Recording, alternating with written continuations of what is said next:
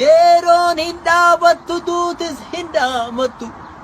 osoo ruhiin jirru osoo humna qabnu ta'a addunyaas taatu ta'a akiraas taatu haa tolfannu galaa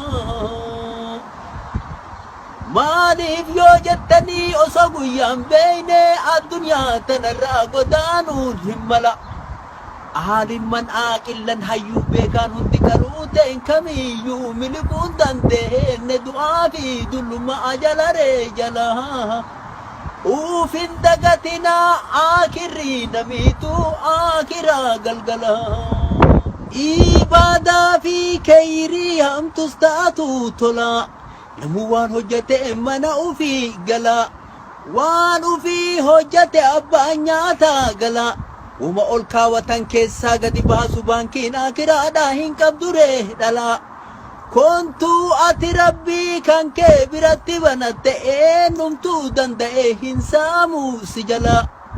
ijoon dubbiitiyyaa inni walii galaa wanni dubbiitiyyaa furmaataa fi falaa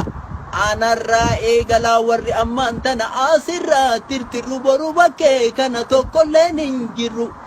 seenaa haa ol kennu dhaloota haarawaaf waan qabnu haa hirru